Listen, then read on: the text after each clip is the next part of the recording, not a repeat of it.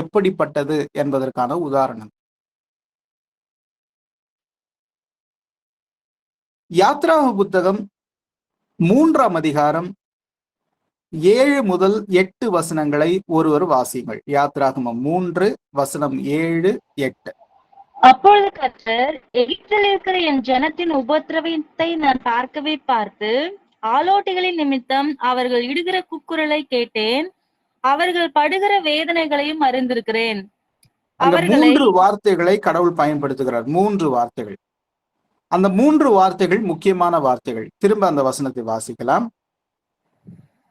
அப்பொழுது கர்த்தர், எகிப்தில் இருக்கிற என் ஜனத்தின் உபத்திரவத்தை நான் பார்க்கவே பார்த்து, உபத்திரவத்தை நான் பார்த்து, ஆலோட்டிகளின் நிமித்தம்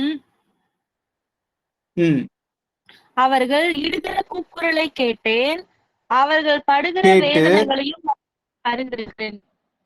அறிந்து போதும். இந்த 3 வார்த்தைகளும் ஒன்றோடு ஒன்று தொடர்புள்ளது.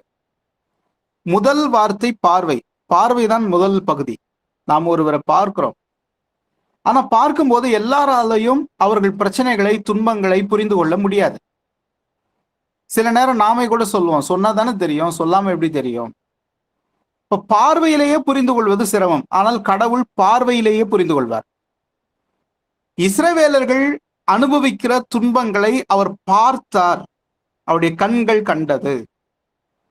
அடுத்து அவர்கள் கூக்குரலை இயேசு கேட்டார், கடவுள் கேட்டார்.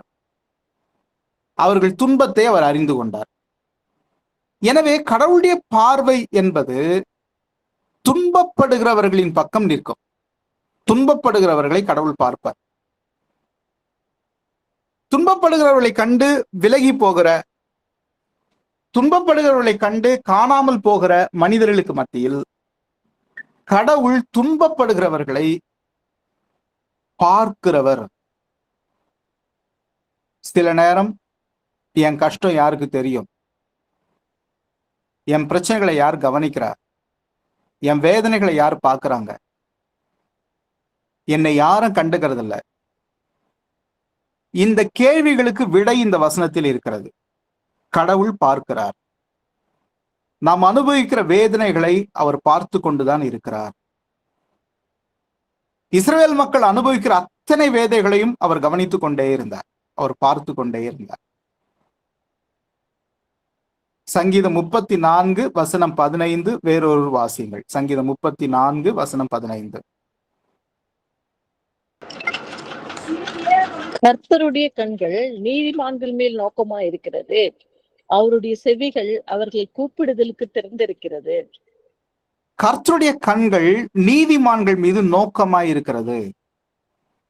பொதுவாக யார் துன்பத்தை அனுபவிப்பார்கள் என்றால் நீதிமான்கள் தான் துன்பத்தை அனுபவிப்பார்கள். நம்ம எல்லாருடைய புலம்பலும் அதான். அநியாயம் செய்யறவங்க நல்லா இருக்கிறாங்க, ஏமாத்துறவங்க நல்லா இருக்கிறாங்க, பிரச்சனை பண்றவங்க நல்லா இருக்காங்க, துன்பம் கொடுக்கறவங்க நல்லா இருக்கிறாங்க. உண்மையா இருக்கிற, நீதியா இருக்கிற, விசுவாசமா இருக்கிற, பக்தியா இருக்கிற எனக்கு மட்டும்தான் பிரச்சனை. அதைதான் வசனமும் சொல்லுது. நீதிமான்கள் துன்பம் அனுபவிப்பார்கள். ஏனென்றால் இந்த உலகம் 2 வகையா தானே பிரிஞ்சிருக்குது. ஒரு பக்கம் நீதிமான்கள், இன்னொரு பக்கம் பிசாசின் பிள்ளைகள், ஒரு பக்கம் கடவுளுடைய பிள்ளைகள். இந்த 2 பேருக்கும் யுத்தம் தொடர்ந்துகிட்டே தான் இருக்கும். இது வாழ்நாள் முழுக்க இருக்கும். இந்த யுத்தத்தில் யார் தப்பிக்க முடியும்?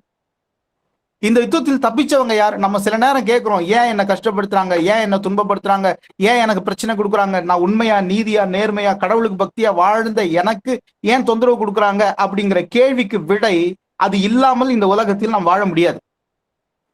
ஏனென்றால் இந்த உலகத்தில் கடவுளின் பிள்ளைகளும் பிசாசின் பிள்ளைகளும் ஒன்றாகவே இருக்கிறோம். இது யுத்தம். இந்த யுத்தம் தொடர்ந்துகிட்டே இருக்கும். ஆனால் இதில் நம்பிக்கை தருகிற செய்தி என்னவென்றால் கடவுள் பார்க்கிறார். கடவுள் பார்த்து கொண்டுதான் இருக்கிறார். அவருடைய கண்கள் நோக்கமாய் இருக்கிறது. நோக்கமாய் இருக்கிறது என்றால் அவங்களே கடவுள் பார்த்துக்கிட்டே இருக்கிறார், பார்த்துக்கிட்டே இருப்பார். என்னை யாரும் பார்க்கல நாம் சொல்லவே முடியாது. ஏனென்றால் நம்மை பார்க்கிறவர் கடவுள். அவர் பார்த்துக்கிட்டே இருக்கிறார். அதே சங்கீதத்தில் 17, 18வது வசனத்தை வேறொரு வாசியுங்கள். நீதிமான்கள் கூப்பிடும் போது கர்த்தர் கேட்டு அவர்களை அவர்களுடைய எல்லா உபத்திரவங்களுக்கும் நீங்களாக்கி விடுகிறார். நொறுங்குண்ட இருதயம் உள்ளவர்களுக்கு கர்த்தர் சமீபமாயிருந்து நறுங்குண்ட ஆவியுள்ளவர்களை ரட்சிக்கிறார். நொறுங்குண்ட இருதயம் உள்ளவர்கள். நம்ம தொடர்ந்து துன்பங்களை சந்திக்கும் போது இருதயம் தான் உடைஞ்சு போகும். இது வெளியே தெரியாது. வெளியே நாம் சந்தோஷமாக இருப்போம், நன்றாக பேசி கொண்டிருப்போம், எல்லாரோடும் மகிழ்ச்சியாக இருப்போம். ஆனால் உள்ள நொறுங்கி போயிருக்கிற இருதயம் யாருக்கும் தெரியாது. ஆனா கடவுளுக்கு தெரியுது பாருங்க. கடவுள் எதை பார்க்கிறார் என்றால், நீதிமானை அவன் அனுபவிக்கிற துன்பத்தை, அந்த துன்பத்தின் விளைவாக உடைந்து போயிருக்கிற இருதயத்தையும் அவர் பார்க்கிறார். உள்ள நொறுங்கி இருக்கிற இருதயம் அவருக்கு தெரியும். என் மனசுக்குள்ள சந்தோஷமே இல்லை, நிம்மதியே இல்லை, என் இருதயம் உடைஞ்சு போயிருக்குதுன்னா அதை பார்க்கிறார். அங்கிருந்து அவர் விடுதலையாக்குகிறார். அந்த துன்பத்திலிருந்து அவர்களை மீட்டு கொண்டு வருகிறார். ஏனென்றால் கடவுள் நீதிமான்களை கவனித்துக் கொண்டே இருப்பார். அவர்கள் மீது அவருடைய கண்கள் நோக்கமாக இருந்து கொண்டே இருக்கும். அவர் பார்த்து கொண்டே இருக்கிறார். ஏனென்றால் அவர்கள் உடைந்த இருதயத்தை குணமாக்க அவர் காத்திருக்கிறார்.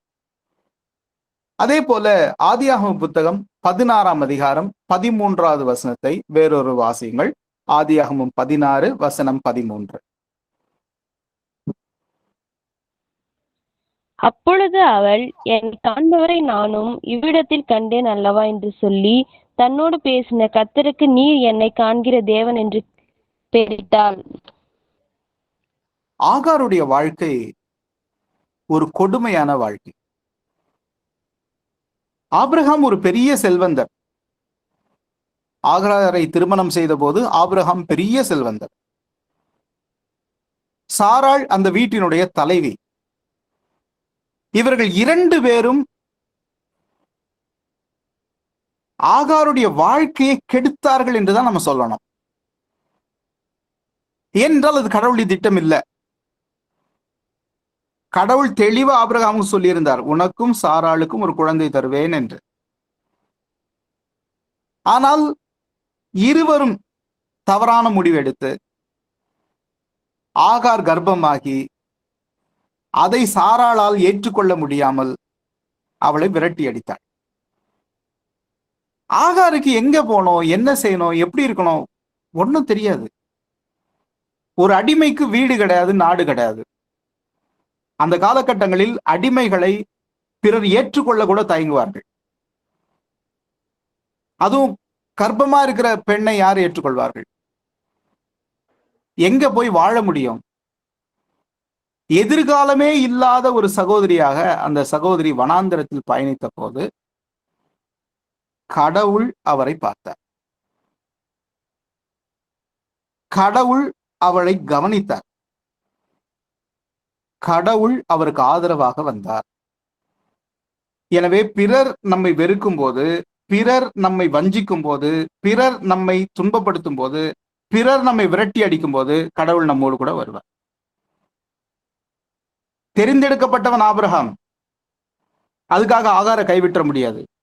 அநியாயமாய் வஞ்சிக்கப்படுகிற யாரோடும் கடவுள் இருப்பார். அநியாயமாக துன்பப்படுத்தப்படுகிற யாரோடும் கடவுள் இருப்பார். ஆகாரோடு கடவுள் இருந்தார். அதனாலதான் ஆகார் புகழ்பெற்ற பேரை கடவுளுக்கு வச்சாங்க, காண்கிற தேவன், என்னை காண்கிற கடவுள். அந்த வார்த்தையை சொல்லும் போதே நமக்கு சந்தோஷம் வரும். அவ்வளவு அழகான பேரை கடவுளுக்கு அவங்க வச்சாங்க, என்னை காண்கிற தேவன். நம்மை பார்க்கிறவர், நம்முடைய துன்பங்களை பார்க்கிறவர், நம்முடைய துயரங்களை பார்க்கிறவர், நம்முடைய வேதனைகளை பார்க்கிறவர். அவர் நம்மை கவனித்துக் கொண்டே இருக்கிறவர்.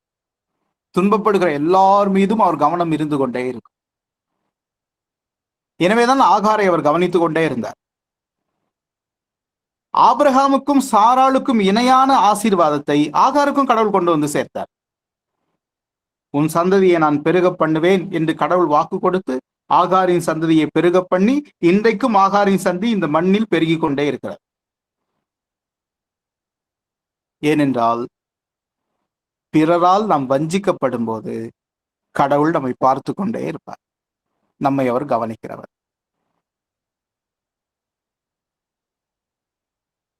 உபாகம புத்தகம் 10ஆம் அதிகாரம் 17ஆம் வசனத்தை நாம் வாசிக்கலாம்.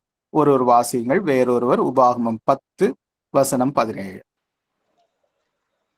உங்கள் தேவனாகிய கர்த்தர் தேவாதி தேவனும் கர்த்தாதி கர்த்தரும் மகத்துவமும் வல்லமையும் பயங்கரமான தேவனுமாயிருக்கிறார். அவர் பட்சபாதம் பண்ணுகிறவரும் அல்ல, பரிதானம் வாங்குகிறவரும் அல்ல. 18வது வசனம் வேறொருவர். அவர் அவர் திக்கற்ற திக்கற்ற பிள்ளைகளுக்கும் பிள்ளைகளுக்கும் விதவைக்கும் விதவைக்கும்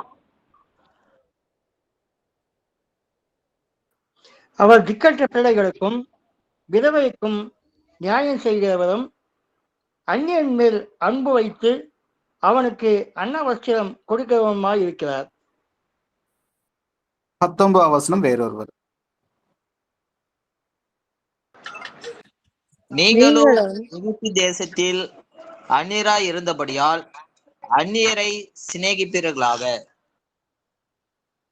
இங்க கடவுள் யார் மீதெல்லாம் நான் கவனமாக இருப்பேன் என்கிற ஒரு பட்டியலே கொடுக்கிறார்.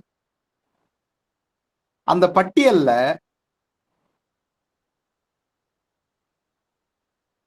19வது வசனத்தில் 17வது வசனம், 18வது வசனம், 19வது வசனத்தில் தனித்தனியா கடவுள் சொல்றாரு.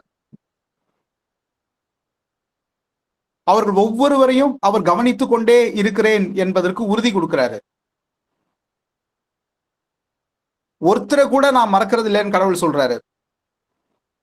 ஏனென்றால் துன்பப்படுவர்கள் மீது கடவுளுடைய கவனம் இருந்து கொண்டே இருக்கும். ஒருத்தரை கூட கடவுள் கவனிக்காம போக மாட்டாரு. அது யாராக இருந்தாலும் சரி, இந்த உலகமே கண்டு கொள்ளாத ஜனங்களாக இருந்தாலும் சரி, கடவுள் காணாமல் கடந்து போக மாட்டார். அந்த லிஸ்ட்ல அவர் முதல்ல கொடுக்கிற பேரே திக்கற்ற பிள்ளைகள்ங்கிறார். திக்கற்ற பிள்ளைகள் என்று சொன்னால் யாருடைய உதவியும் இல்லாமல் இருக்கிற பிள்ளைகள். அது பெற்றோர் இல்லாத பிள்ளைகள்னு புரிஞ்சுக்க வேண்டியதில்லை. பெற்றோரும் இருந்து கூட சரியாக வளர்க்க முடியாத பிள்ளைகள் ஏராளம் பேர் இருக்கிறாங்க. பெற்றோர்களால் முழு கவனம் செலுத்த முடியாத பிள்ளைகளும் இருக்கிறாங்க. அல்லது பலவீனத்தில் இருக்கிற பிள்ளைகளை பெற்றோர்கள் என்ன செய்தும் காப்பாற்ற முடியாத நிலையிலும் இருக்கிறாங்க. அந்த திக்கற்ற பிள்ளைகளை கர்த்தர் சொல்லுகிறார், நான் திக்கற்ற பிள்ளைகளை நான் கவனித்துக் கொண்டே இருக்கிறேன். அடுத்து சொல்லுகிறார் விதவை என்று சொல்லுகிறார். ஏன் விதவை என்று சொன்னால், தனிமையில் வாழ்கிற சகோதரிகள் சந்திக்கிற பிரச்சனைகள் ஏராளம். ஒவ்வொரு நாளையும் அவர்கள் நரகத்தை போல கடக்க வேண்டியிருக்கும். எனவே அவர்களை நான் கவனித்துக் கொண்டே இருக்கிறேன் என்று சொல்லுகிறார். அதுக்கு அவர் பயன்படுத்துகிற வார்த்தை நியாயம் செய்கிறவர் என்று சொல்லுகிறார். நான் நியாயம் செய்வேன் அவங்களுக்கு. திக்கற்ற பிள்ளைகள், கைவிடப்பட்ட பிள்ளைகள், யாரும் இல்லாதவர்கள், அவர்களுக்கு தேவையான நியாயத்தை நான் செய்வேன். இந்த உலகத்தால் செய்ய முடியாது, நான் செய்வேன். விதவைகளுக்கு நியாயத்தை நான் செய்வேன். யார் துன்பப்படுறாங்களோ, யார் துயரப்படுறாங்களோ, அவர்கள் அத்தனைக்கும் பேருக்கும் நான் உறுதுணையாக இருப்பேன். அடுத்து அவர் யாரை சொல்லுகிறார் என்றால் அந்நியர் என்று சொல்லுகிறார். அந்நியர் என்று சொன்னால் முகம் தெரியாத மனிதர்கள். நம்ம முகம் தெரியாத மனிதர்களை கண்டா கடந்து போயிடுவோம். இன்னைக்கு இருக்கிற சமகால உலகத்தில் முகம் தெரியாத மனிதர்களை பார்க்கவே நம்ம பயப்படுறோம். நம்பிக்கை வைப்பதற்கு நமக்கு அவ்வளவு தைரியம் இல்லை. இப்போ யாரையும் நம்ப முடியல. ஆனால் துன்பப்படுகிற அந்நியர் மீது அவர் அன்பு வைப்பார். அவனுக்கு அன்ன வஸ்திரம் கொடுக்கிறவர். 2 வார்த்தைகள், அன்னம் உணவு, வஸ்திரம் உடை. உணவும் கொடுப்பேன், உடையும் கொடுப்பேன். அன்ன வஸ்திரம் கொடுக்கிறவராக இருக்கிறார். அவர்கள் ஒவ்வொருவர் மீதும் அவர் கவனம் செலுத்தி அவர்கள் தேவைகளை சந்தித்து அவர்களை நிறைவாக வாழ வைப்பதை அவர் பொறுப்பேற்றுக் கொள்கிறார்.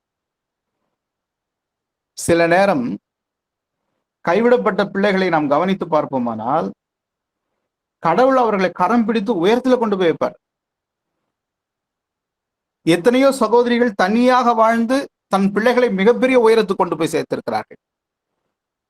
ஏன்? கடவுள் அவர்களுக்கு நியாயம் செய்கிறார். எல்லாராலும் வெறுக்கப்பட்ட ஒருவர் மீது கடவுள் அன்பு செலுத்துகிறார். அவர்கள் தேவைகளை சந்திக்கிறவராக இருக்கிறார். அதனாலதான் 17வது வசனத்தில் அவர் வல்லமையும் பயங்கரமுமான கடவுளாக இருக்கிறார். அவருடைய மொத்த ஆற்றலும் தமது பிள்ளைகளுக்கு பயன்படுத்துகிறார். யார் துன்பத்தில் இருக்கிறார்களோ, யார் துயரத்தில் இருக்கிறார்களோ, யார் கஷ்டத்தில் இருக்கிறார்களோ அத்தனை பேரையும் கர்த்தர் ஏற்றுக்கொள்கிறார். இதை சொல்லிட்டு இஸ்ரவேலர்களுக்கு சொல்லுகிறார், உங்களையே அதனால்தான் நான் சேர்த்துக்கிட்டேன். ஏனென்றால் நீங்களே எகிப்தில் கைவிடப்பட்டவர்களாக தான் இருந்தீங்க. திக்கற்ற பிள்ளைகளா தான் இருந்தீங்க. உங்களை யாரும் சேர்த்துக்கொள்ள, நீங்க அடிமைகளா வாழ்ந்துட்டு இருந்தீங்க. எனவே எகிப்தில் அடிமைகளாக இருந்த உங்களை நான் சேர்த்து கொண்டேன். ஏனென்றால் நீங்கள் திக்கற்ற பிள்ளைகளாக இருந்தீர்கள். திக்கற்ற பிள்ளைகளாக இருந்த உங்களை நான் சேர்த்து கொண்டேன் என்று கடவுள் சொல்லுகிறார்.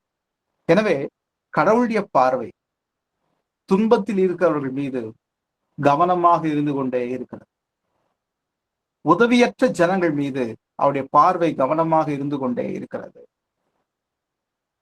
ஏசாயா 58 அதிகாரம் 6வது வசனத்தை ஒருவர் வாசியுங்கள். ஏசாயா 58 வசனம் 6.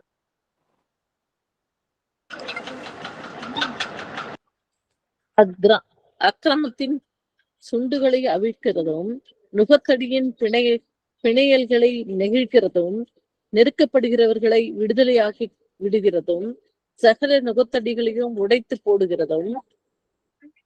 ஏசாயா தீர்க்கதரிசன புத்தகத்தில் 58வது அதிகாரம் பிரசித்தமான அதிகாரம். ஏன் இந்த அதிகாரம் பிரசித்தமானது என்றால், இந்த அதிகாரத்துல தான் உபவாசத்தை பற்றி பழைய ஏற்பாட்டில் அதிகமாக சொல்லப்பட்ட பகுதி. உபவாசம் எப்படிப்பட்ட உபவாசத்தை கடவுள் விரும்புகிறார் என்று சொல்லப்பட்ட வேத பகுதி. இந்த வேத பகுதியில் 6வது வசனத்தில் கடவுளுடைய கவனம் யார் மீது இருக்கிறது என்றால், அக்கிரமத்தின் கட்டுகள் நுகத்தடியின் பிணையல்களில் இருக்கிற ஜனங்கள். அக்கிரமத்தின் கட்டுகள் என்றால் என்ன? அக்கிரமம் செய்கிறவர்கள் சில நேரம் நம்முடைய வாழ்க்கையை கட்டி போடுவாங்க. சில பேரை பார்த்தா நமக்கு எரிச்சலா இருக்கும். உண்மை இருக்காது, நேர்மை இருக்காது, வாழ்க்கையெல்லாம் அக்கிரம செயல்பாடு. இந்த அக்கிரமக்காரர்கள் நம்மை கட்டுப்படுத்துவாங்க, நம்முடைய வாழ்க்கையை கட்டுப்படுத்துவாங்க, நம்முடைய முன்னேற்றத்தை கட்டுப்படுத்துவாங்க, நம்முடைய உயர்வை கட்டுப்படுத்துவாங்க. நாம முன்னேறி செல்லாதபடி தடுத்துக்கிட்டே இருப்பாங்க. இந்த அக்கிரமக்காரர்கள் நம்மை கட்டுவார். பல நேரம் இப்படிப்பட்ட அக்கிரமக்காரர்களால் நாம் பாதிக்கப்பட்டிருப்போம். அடுத்து நுகத்தடி என்றால் நம்முடைய வாழ்க்கை மீது பெரிய பாரம் சில நேரம் வந்து அப்படியே தங்கிடும். நம்மை அழுத்துகிற பாரத்துக்குள் நம்ம சில நேரம் தள்ளப்படும். ஒரு பாரம் நம்ம அழுத்திக்கிட்டே இருக்கும், மன பாரமா இருந்துகிட்டே இருக்கும், ஏதோ ஒரு பாரம். இந்த ரெண்டையும் நான் அவிழ்த்து விடுவேன் என்று கர்த்தர் சொல்லுகிறார். இந்த கட்டுகளை அழிப்பேன், பிணையல்களை நெகிழ்ப்பேன் என்றார் கர்த்தர். அடுத்து அவர் சொல்வது நெருக்கப்பட்டு இருக்கிறவர்கள். நெருக்கப்பட்டவர்கள் என்றால் ஒரு ஒரு கற்பனை நம்ம செஞ்சு பார்ப்போம். ஒரு கூட்ட நெரிசலான பேருந்துக்குள்ள நம்ம இருக்கிறோம், கொஞ்சம் கூட அப்படி இப்படி நகர முடியாம சிக்கிக்கிட்டோம். அதான் நெருக்கம். சில நேரம் வாழ்க்கையில் கூட அப்படி ஒரு நெருக்கம் ஏற்படும். எங்க போறது, என்ன செய்யறது, எப்படி செய்யறது, எதுவுமே தெரியாத நெருக்கடி வந்து சேர்ந்துடும். முடிவெடுக்க முடியாத மனநிலைக்குள் நம்ம சிக்கிக்கொள்வோம்.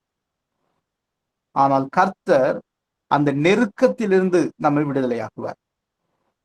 கடைசியா அந்த வசனத்தை எப்படி முடிக்கிறாரு? சகல நுகத்தடிகளையும் உடைத்து போடுறதுதான் அவருக்கு பிரியம். எந்த நுகத்தடியா இருந்தாலும் உடைச்சு போட்டுருவார். எந்த நுகத்தடியா இருந்தாலும் உடைப்பார். நம் மீது சுமத்தப்பட்ட எந்த பாரமா இருந்தாலும் அவர் உடைச்சு போடுவார்.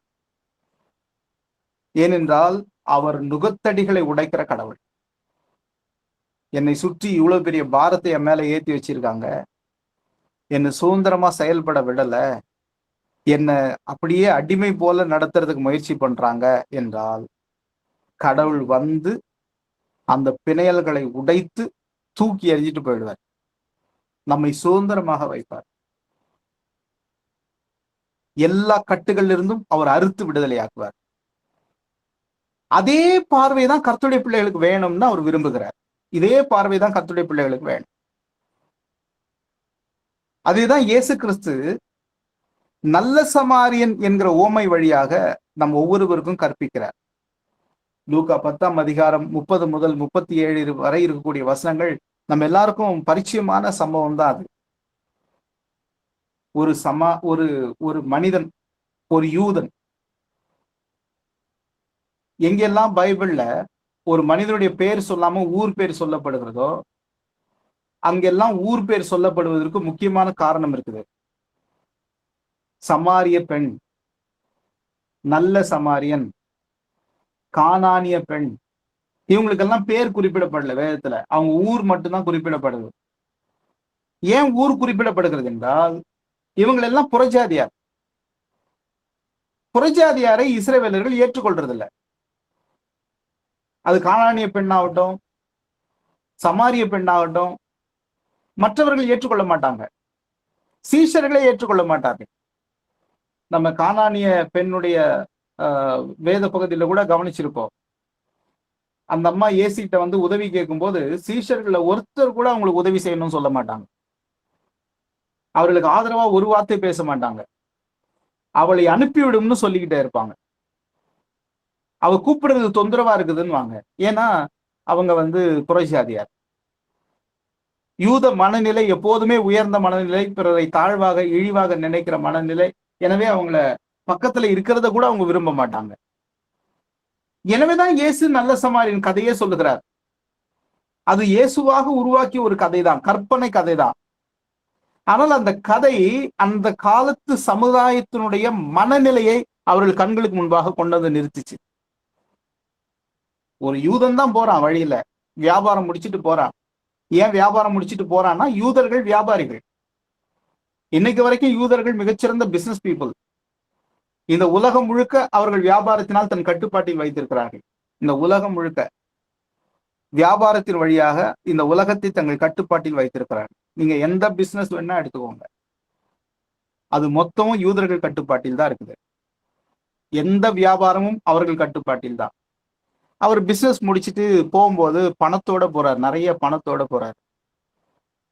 அங்க இருக்கக்கூடிய திருடர்கள் வந்து அடிச்சு அவங்க கிட்ட இருக்கிற பணத்தை பிடுங்கிட்டு போயிட்டாங்க. அதனால்தான் வரலாற்றில் யூதர்கள் தான் முதல் வங்கி தொடங்குறாங்க. வரலாற்றில் யூதர்கள் தான் டிஜிட்டல் மணி கொண்டாடுறாங்க. அவர்கள் வியாபாரிகள் பணத்தை பாதுகாக்கிறதுல மிகுந்த கவனமா இருக்கிறாங்க. ஏன்னா பணம் எங்கெல்லாம் பணம் புழங்குதோ அங்கெல்லாம் ஆபத்தும் கூட இருந்துகிட்டே இருக்குது. அந்த ஆபத்திலிருந்து தப்பிக்கிறதுக்கு அவங்க ஒரு வழியை கண்டுபிடிச்சுக்கிட்டே இருப்பாங்க. இயேசுடைய கதையிலேயே அது இருக்குது. நிறைய பணம் கொண்டு வராரு, ஆனா கள்வர்கள் வந்து அடிச்சு துன்பப்படுத்தி குற்றுயிரா விட்டு அந்த பணத்தை எடுத்துட்டு போயிட்டாங்க. அந்த வழியா வருகிற இன்னொரு யூதன், ஆலய பணி செய்கிறவர்கள், அந்த குடும்பத்தை சேர்ந்தவர்கள், ஒரு ஆசாரியன் வரா, லேவியன் வரா, கண்டும் காணாமல் கடந்து போகிறார். அவர்களுக்குள்ள மனிதாபிமானம் இல்லை, ஏற்றுக்கொள்கிற மனநிலை இல்லை, அப்படியே கடந்து போறாங்க. ஒருத்தர் அடிபட்டு கிடக்கிறத பற்றி எந்த வருத்தமும் அவங்களுக்கு இல்லை. இன்னைக்கு இருக்கிற உலகத்தை அப்படியே இது கண்முன் நிறுத்துது. துன்பப்படுகிறவர்களை பற்றி இந்த உலகத்தில் யாருக்கும் எந்த கவலையும் இல்லை. கண்டும் காணாமல் கடந்து போய்கிட்டே இருப்பாங்க. உலகம் ரொம்ப அவசரமாகவும் சுயநலமாகவும் மாறிடுச்சு. யாரும் யாரை பற்றியும் கவலைப்படுறதில்லை, யாருடைய துன்பத்தை பற்றியும் கவலைப்படுறதில்லை. அப்படி கவலைப்பட்டால் இன்னைக்கு கிறிஸ்தவங்க ஊழியங்கள் எல்லாம் வேறொரு நிலை பரிமாணத்தில் இருந்திருக்கும். இந்தியாவில் ஏன் பின்னோக்கி போகுது, ஏன் வளர்ச்சி இல்லாமல் போகிறது என்றால் இந்த பார்வை இல்லாமல் போயிடுச்சு. துன்பப்படுகிறவர்களை பார்க்கிற, வேதனையில் இருக்கிற ஜனங்களை கண்ணோக்கி பார்க்கிற, ஒடுக்கப்பட்ட ஜனங்களை கண்ணோக்கி பார்க்கிற, புறக்கணிக்கப்பட்ட ஜனங்களை கண்ணோக்கி பார்க்கிற, வலியிலும் வேதனையிலும் இருக்கிற ஜனங்களை கண்ணோக்கி பார்க்கிற பார்வை இன்னைக்கு இல்லை. மிஷினரிகள் கிட்ட இருந்த பார்வை இன்னைக்கு பலன் பெற்றவர்கள் கிட்ட இல்லை. கண்டு காணாம கடந்து போயிட்டாங்க. அந்த பகுதியில ஒரு சமாரியன் வருகிறான். சமாரியன் யூதர்களால் வெறுக்கப்பட்டவர்கள், புறஜாதியார் என்று தள்ளப்பட்டவர்கள். ஆனால் அந்த நல்ல சமாரியன் துன்பப்படுகிறவனை பார்த்தார், அவனுக்கு மருந்திட்டான். அவனை தானே சுமந்து கொண்டு போய் சத்திரத்தில் சேர்த்து பணம் கொடுத்து இன்னும் தேவைப்பட்டால் வந்து தருகிறேன் என்று சொன்னார். இதுதான் கடவுளின் பார்வை. இந்த பார்வைதான் கடவுளின் பிள்ளைகளிடத்தில் இருக்க வேண்டும் என்று கடவுள் விரும்புகிறார். அதுக்காக தான் இயேசு இந்த கதையை சொல்லுகிறார். துன்பப்படுகிறவர்களை கண்ணோக்கி பார்க்கிற பார்வை, துன்பப்படுகிறவர்கள் மீது நாம் கொடுக்கிற அக்கறை, துன்பப்படுகிறவர்கள் பட்சம் நிற்கிற தைரியம் இன்றைக்கு எத்தனை பேரிடத்தில் இருக்கிறது? எத்தனை பேருக்கு அந்த துணிச்சல் வருது? மேலும் மேலும் துன்பப்படுத்துறதுக்கு ஆள் இருக்கிறாங்களே தவிர துன்பத்திலிருந்து விடுதலையாக்குவதற்கு ஆட்கள் இல்லை.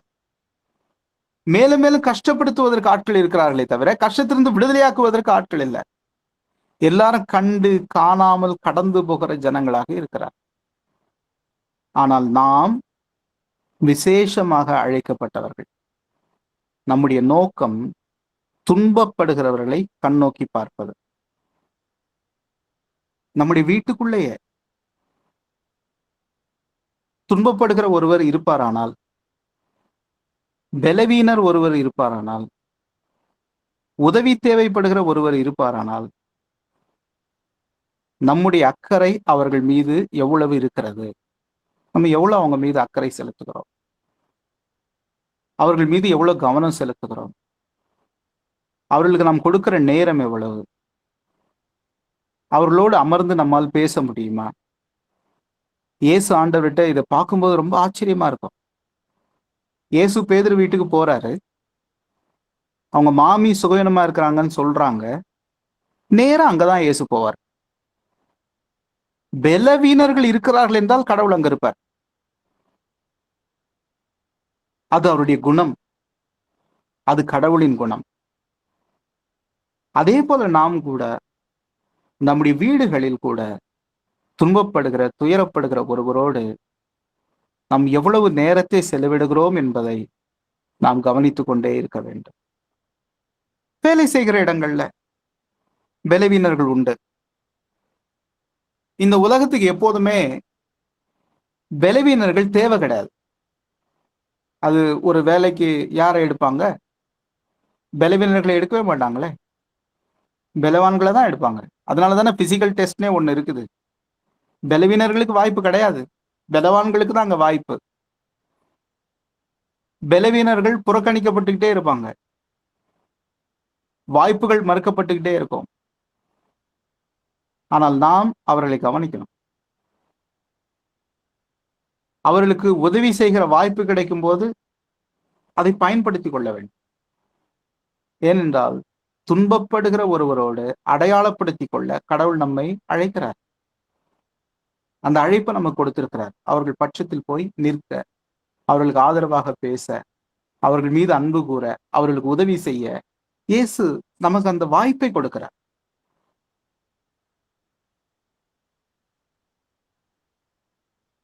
எஸ்தரிட்ட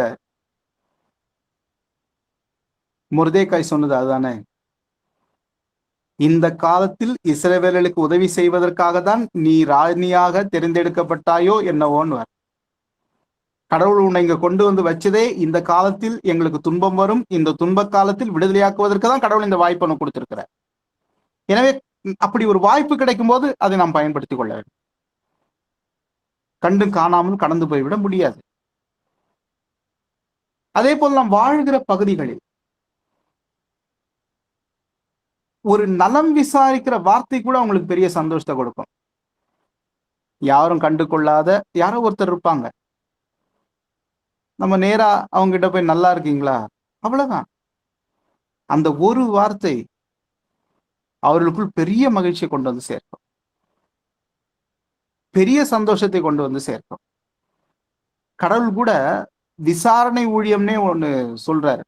விசாரிக்கிறதே ஊழியம்ங்கிறார். ஒருத்தர் துன்பப்படும் போது போய் விசாரிக்கிறது, நல்லா இருக்கிறீங்களான்னு கேட்கறதே பெரிய ஊழியம். இன்னைக்கு துன்பப்படுறவங்களை கண்டு காணாமல் போற உலகமா இருக்குது. ஆனால் நம் வாழும் பகுதிகளில் துன்பப்படுற கஷ்டப்படுற இன்னைக்கு இந்த அவசர உலகத்துல யாரும் யாரையும் கண்டுகொள்றது இல்லை. அப்படி கடந்து ஓடிக்கிட்டே இருக்கிறோம், வேகமா போய்கிட்டே இருக்கிறோம். நலம் விசாரிக்கவோ பேசவோ நேரம் ஒதுக்க முடியல. ஆனால் அப்படி ஒரு 5 நிமிடங்களை ஒதுக்குவோமானால் அது எவ்வளவு பெரிய ஊழியமாக மாறும்.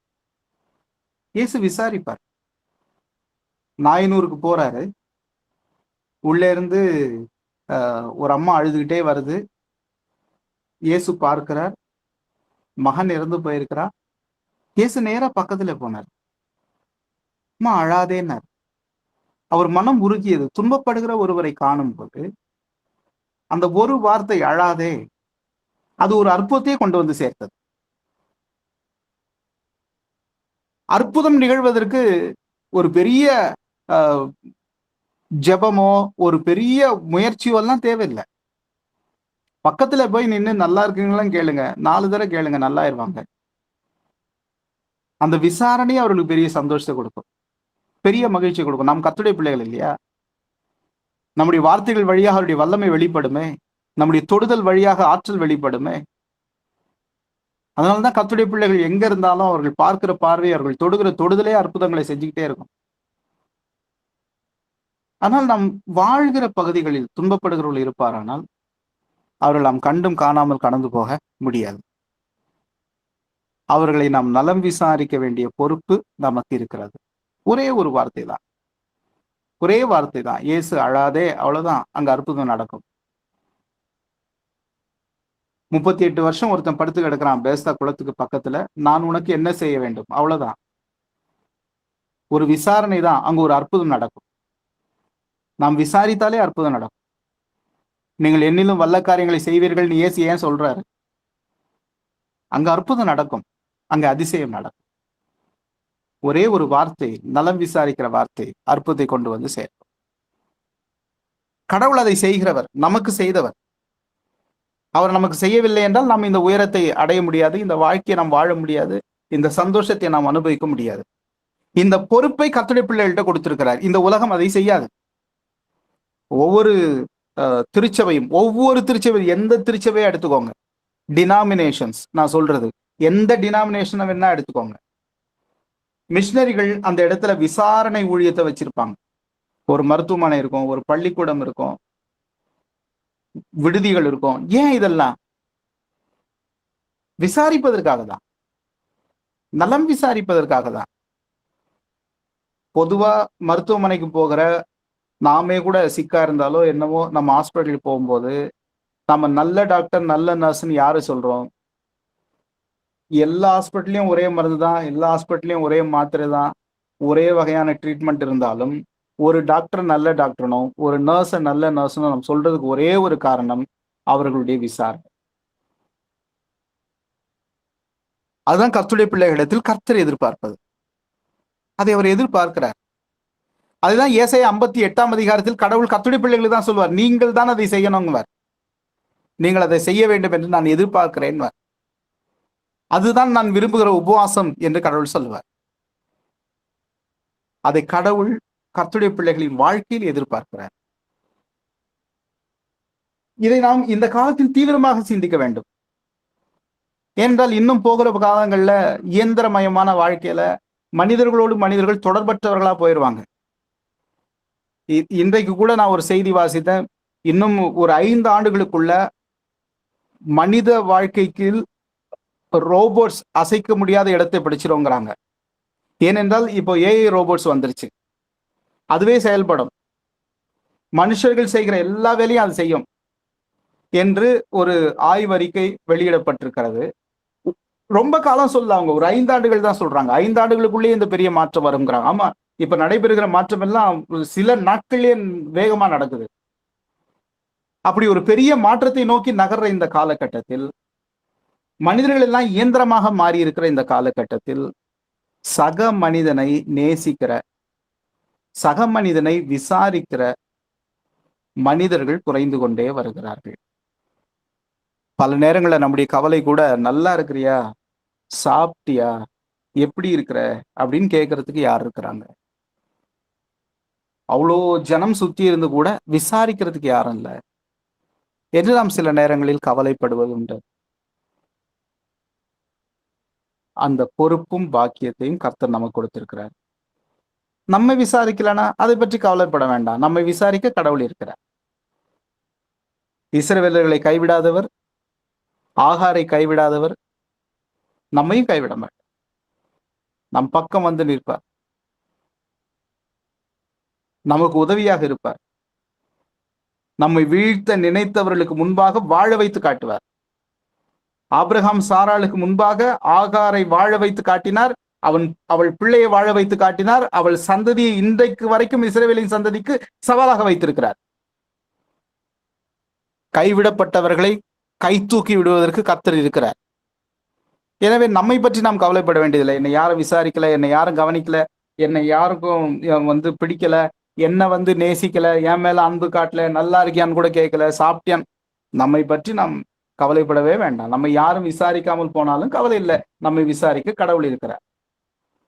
நம்முடைய தேவைகளை சந்திக்க கடவுள் இருக்கிறார். நம்முடைய வாழ்க்கையை பார்த்து கொள்ள கடவுள் இருக்கிறார். நம்முடைய முன்னேற்றத்தை பார்க்க கடவுள் இருக்கிறார். ஆனால் துன்பப்படுகிற மற்றவர்களுக்கு, கடவுளை அறியாத ஜனங்களுக்கு கடவுள் இல்லை. நம் வழியாக தான் கடவுள் போய் சேருவார். அதனால்தான் கர்த்தர் நம்மை அனுப்புகிறார். யாரை அனுப்புவேன், யார் என் காரியமாய் போவான் என்று கடவுள் நம்மை உற்சாகப்படுத்தி அனுப்பி வைக்கிறார். எனவே துன்பப்படுகிறவர்களை விசாரிப்பது இந்த காலத்தில் மிக மிக அவசியமான ஒன்றாக இருக்கிறது. எனவே இந்த தியான பகுதியின் வழியாக கடவுளின் பார்வையை தரித்து கொள்ள கடவுள் நம்மை அழைக்கிறார். அதையே நம்ம தலைப்பாக புரிந்து கொள்வோம். கடவுளுடைய பார்வையை தரித்து கொள்ள கடவுள் நம்மை அழைக்கிறார். அவருடைய பார்வை நமக்கு வேணும். மனுஷனுடைய பொல்லாத பார்வைகள் அல்ல. நம்மை பார்க்கிற பார்வையெல்லாம் நல்ல பார்வைகள் அல்ல. பொறாமையாக, வன்கண்ணாக, வஞ்சகமாக பார்க்கிற பார்வைகள் தான் நம்மை சுற்றி உண்டு. நமக்கு அந்த பார்வை தேவையில்லை. நாம் அன்பாக பார்ப்போம், கரிசனையாக பார்ப்போம், உதவியாக பார்ப்போம், உறுதுணையாக பார்ப்போம். அந்த பார்வைதான் மிக மிக முக்கியமானது. சீஷர்கள் எல்லாம் ஊழியம் செய்த இடங்கள்ல எவ்வளவு வெறுக்கப்பட்டார்கள், எவ்வளவு அடிக்கப்பட்டார்கள், எவ்வளவு பேர் கொல்லப்பட்டார்கள். கிட்டத்தட்ட எல்லா அப்போஸ்தலரும் இரத்த சாட்சியாக மரித்தார்கள். ஆனால் கடைசி மட்டும் அந்த அன்பை அவர்கள் காத்து கொண்டார்கள். வெறுப்பையோ கோபத்தையோ மனிதர்கள் மீது அவர்கள் காட்டவே இல்லை. ஏனென்றால் மெய்யான கடவுளின் அன்பை அவர்கள் தங்கள் இருதயத்தில் சுமந்து கொண்டார்கள். எனவே அன்பானவர்களே, நம்முடைய பிரச்சனைகளை கடவுள் பார்த்துக் கொள்வார். நம்முடைய தேவைகளையும் கர்த்தர் பார்த்துக் கொள்வார்.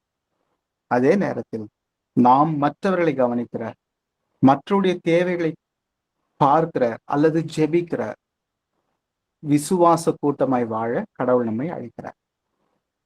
அதனாலதான் கிறிஸ்தவர்கள் பொதுவா சேவை செய்கிற பணிகளையே தேர்ந்தெடுப்போம். அதுவே ஒரு ஊழியமா மாறிடுது, அதுவே வாழ்க்கையாகவும் மாறுகிறது என்றால் கர்த்தர் அதை விரும்புகிறார். எனவே நம்மை சுற்றி வாழ்கிற, துன்பப்படுகிற ஜனங்களுக்காக ஜெபிக்கிற, முடிந்தால் உதவி செய்கிற, கிறிஸ்தவ திருப்பணியை இருதயத்தில் சுமந்து போகிற பாத்திரமாக வாழ கடவுள் நம்மை அழைக்கிறார். இதுவும் கேள்விகள், சந்தேகங்கள் இருந்தால் இந்த நேரத்தை நீங்கள் பயன்படுத்திக் கொள்ளலாம்.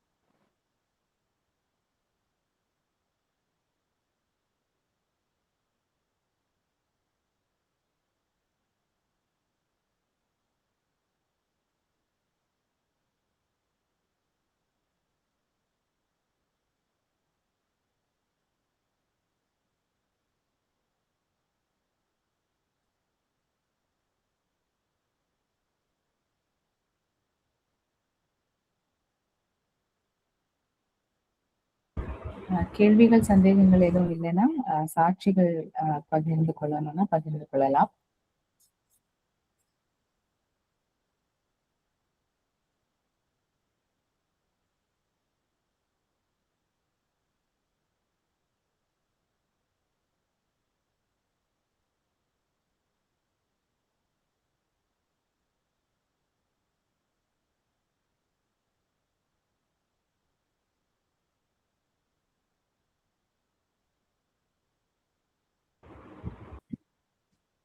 யாருக்காவது சாட்சி சொல்லணும்னா சொல்லலாம். அப்படி இல்லைன்னா நாம ஜெப நேரத்துக்கு கடந்து செல்லலாம்.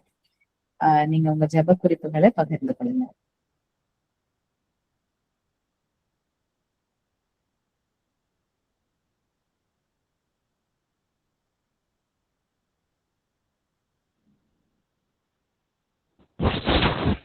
Price Lord Father. Praise Lord sister. சொல்லுங்க. லாஸ்ட் வீக்ல இன்ஃபார்ம் பண்ணி அவங்க சொல்லியிருந்தாங்க தேவஸ்ரீன்னு ஒரு பொண்ணுக்கு சர்ஜரின்னு சொல்லிட்டு. தேவஸ்ரீன்னு ஒரு குழந்தைக்கு பண்ணியிருந்தாங்க. அது சர்ஜரி எல்லாம் முடிஞ்சிச்சு. ஃபர்ஸ்ட் இப்போ சர்ஜரி எல்லாம் முடிஞ்சிச்சு. இப்போ அந்த பிளாடர்ல இன்ஃபெக்ஷன்ஸ் எல்லாம் ரிமூவ் பண்ணி எடுத்துட்டாங்க அந்த குழந்தைக்கு. இப்போ அந்த குழந்தை உடல் கொஞ்சம் உடம்பு நல்லா சரியாயி தேறி வரணும் அப்படின்னு சொல்லிட்டு ப்ரேயர் பண்ணிக்கணும். தேவஸ்ரீ இல்லம்மா? ஆமா. சரி குழந்தைக்கு சரி. அம்மாவும் இல்ல. ஓ ஓ ஓ சரி சரி. சரிங்க சார்.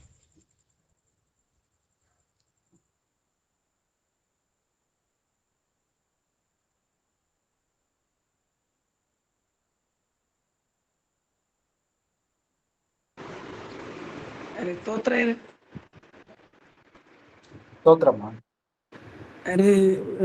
ஜாய்ஸ் அவங்க வீட்டுக்காருக்கு நுரையீரல் பிரச்சனை, ஒரு நாளைக்கு 1 லிட்டர் தண்ணி தான் குடிக்கணும்னு சொல்லிக்கிறாங்க. சிஎம்சில போய் பார்த்துட்டு வந்தாங்க. ஆர்ட் ஏதோ பிரச்சனை இருக்குதுன்னு சொல்றாங்க. அதனால டேப்லெட் சாப்பிட்டுன்னே இருக்கிறாரு. சரியா சாப்பிடுறதுல மூச்சு வாங்குது. திரும்பவும் ஒரு மாசத்துக்கு டேப்லெட் கொடுத்துறாங்க. அப்புறம் 21ஆம் தேதி வர சொல்லிக்கிறாங்க அடுத்த மாசம். அவருக்கு எல்லாம் பூரண சுகத்தை கொடுக்கணும் ஏசப்பா. அதுக்காக ப்ரேயர் பண்ணுங்க ஐயரே. சரிம்மா, அவர் பேர் சொல்லிடுங்கம்மா. ஜெகனுங்க ஐயரே. ஜெகன். சரி. நம்ம ப்ரேயர்ல தொடர்ந்து கலந்துக்கிற செல்வி அம்மா நம்ம ஆரம்பத்துல இருந்தே கலந்துக்கிறாங்க. அவங்களுடைய மருமக, அவருக்காக நம்ம ப்ரேயர் பண்ணிக்கலாம். அவருக்கு நம்ம அவங்க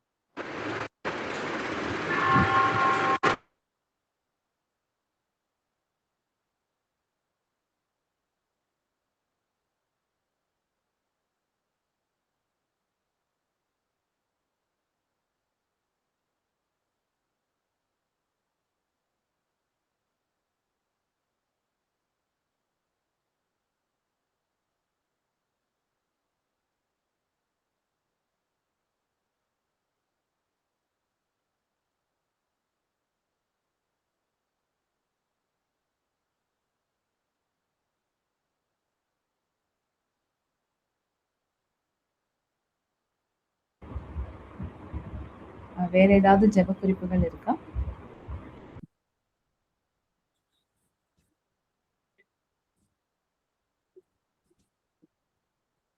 பிரதர் ஜான், நீங்க ப்ரே பண்றீங்களா?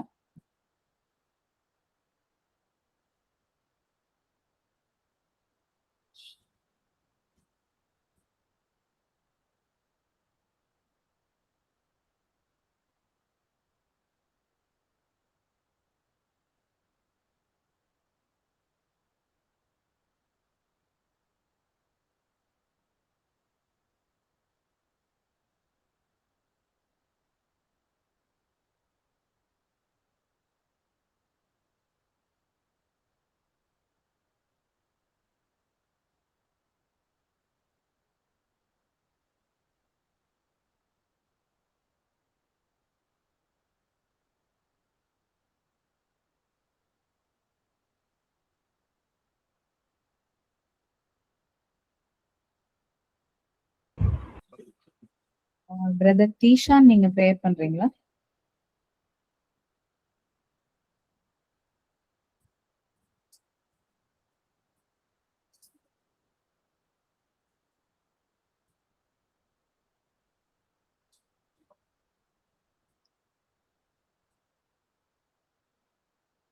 பிரதர் டீஷான், நீங்க இருக்கீங்களா?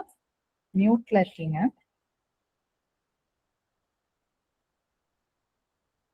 டீஷான் ஜெயா அமுதன்னு போட்டிருக்கு உங்களோட பேர்.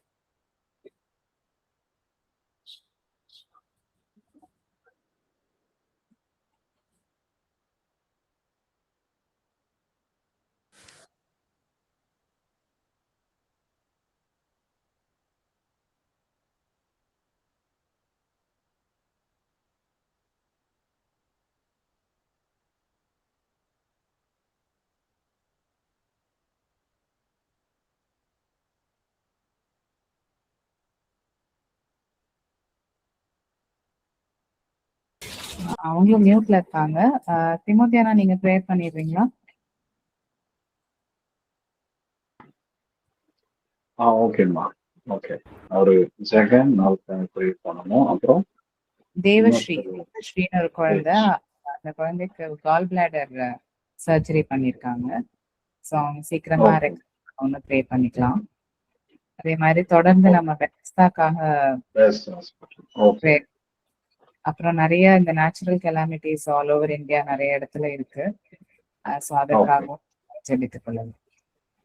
ஓகே ஓகே ஓகே நான் சொல்லி எங்களை நேசிக்கிற எங்க நல்ல ஆண்டவர் இந்த நேரத்துக்கு ஆர்வமாக நாங்கள் நன்றி செலுத்துகிறோம். இன்னும் ஒரு வாரத்துல கூட ஆண்டவரே இப்படி திருவார்த்தைகளிலிருந்து நாங்கள் தியானிப்பதற்கு இந்த நேரத்தை நீர் எங்களுக்கு தந்ததற்காக நாங்கள் நன்றி செலுத்துகிறோம். ஆண்டவரே நீர் எங்களை விசாரிக்கிறவர்.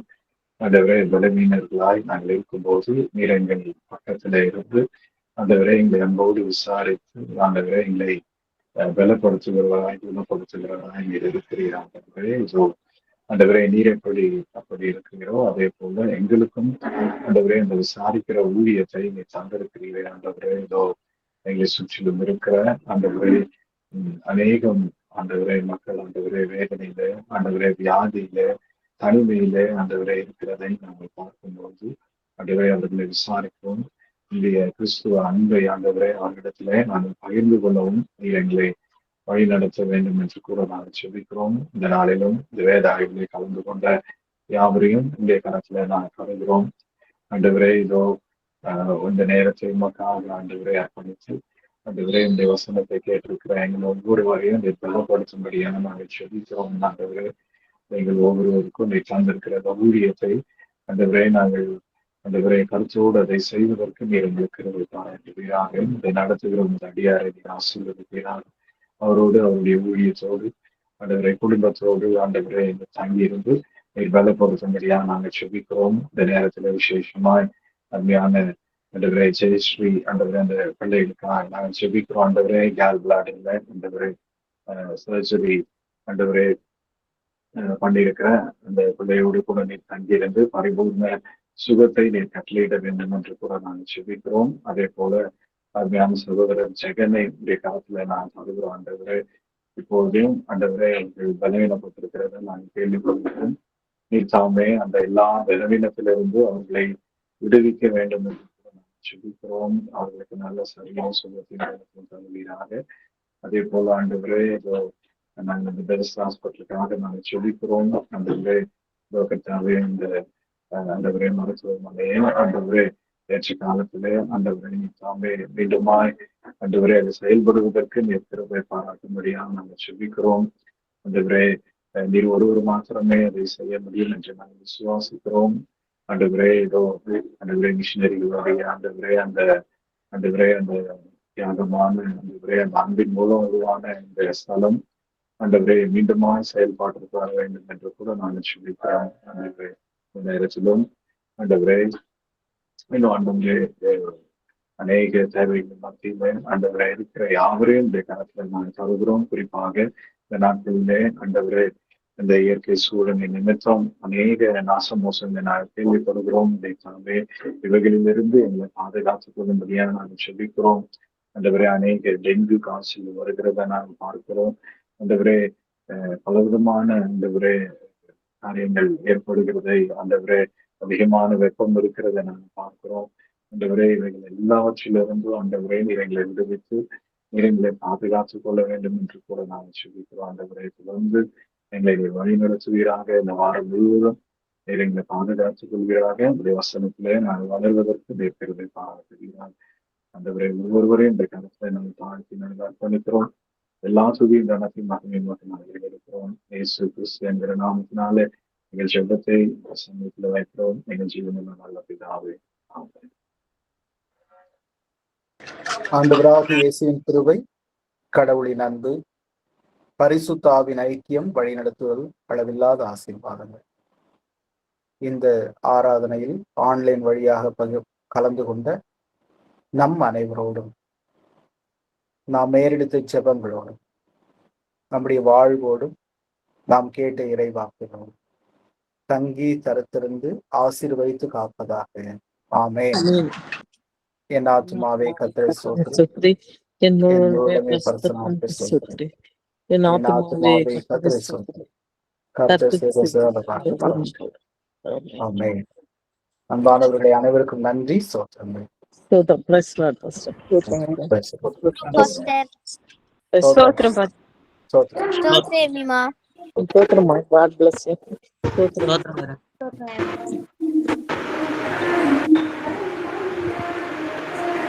ஸ்தோத்திரம்.